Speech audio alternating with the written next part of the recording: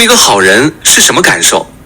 便是觉着这世间无一不好，无一不善内心，坦坦荡荡，无所愧疚，生来欢喜，死亦无愧。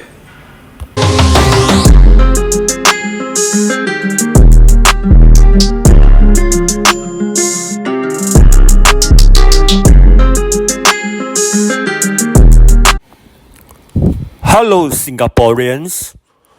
What do you feel when you see people queue up for food rations? Let's not play with words. Sometimes those food are not that healthy too.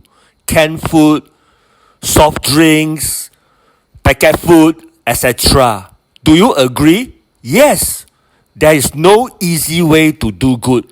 Yes, it also takes a lot of work to organize such events. I acknowledge that. But I want to tell this PAP government, we can do better than that. Such scenes resemble people in third world nations, poor nations, where people queue up for food rations, and such scenes can be seen in a rich nation like us in Singapore. What are your thoughts? Requiring people to queue publicly for food can be degrading and strips away their dignity. It often reinforces harmful stereotypes and creates barriers of shame that stop people from accessing help. It's not just about feeding people, it's about how we do it. What do you think? Giving cash is the best and most efficient way to help needy Singaporeans. Why? It restores dignity. People can make their own choices just like anyone else. Reduces stigma. It removes the public spectator of lining up for charity. Cash transfers can be cheaper and more flexible than food distribution. Respects privacy. No one wants to feel exposed or judged when they are struggling. Some governments and NGOs in the world are already moving towards cash-based assistance, especially with digital wallets and mobile payments.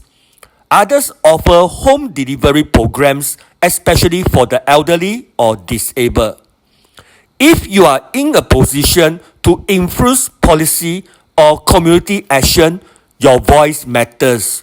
This perspective is part of a broader push for more humane and empowering social support systems.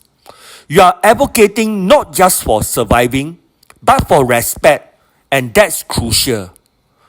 Another thing, I have long believed that cash assistance is far more effective and respectful than giving out restricted vouchers such as CDC vouchers, climate vouchers, or skills futures credits. Critics often worry that people might misuse cash on things like alcohol, cigarettes, buy 4D, Toto, but before rushing to judgment, we need to put ourselves in the shoes of those struggling to make ends meet. When you are living paycheck to paycheck, what you need most is flexibility, whether it's to buy food, see a doctor, pay school fees, or cover an unexpected bill, and the list goes on. Cash gives people the dignity and freedom to decide what's most urgent in their lives. Instead of assuming the worst, we should trust that Singaporeans know what they need. That's why cash works best. Another thing I want to talk about is when young people in Singapore develop independent minds and the courage to speak out without fear, it is a sign of maturing and healthy society. However, some individuals, whether with bad intentions or PAP diehard supporters, often try to manipulate public perception by drawing comparisons to unrest in places such as Hong Kong. They spread baseless narratives such as who paid these people to riot, or imply that dissent leads to chaos. This kind of fear-mongering is not only irrational, it is deeply misleading. It makes no sense to equal civil discourse and peaceful criticism with an intent to destabilize. In fact, it is very healthy for our youth and all Singaporeans to express their views openly, even if those views challenge the PAP government. This is what defines a vibrant and resilient democracy. Singaporeans must recognize that blind loyalty is not patriotism. We should not be unthinking followers, assuming that everything that the PAP says or does is always right or in our best interests. A democratic society welcomes debate, values dissent, and empowers its citizens, especially the younger generation, to hold those in power accountable.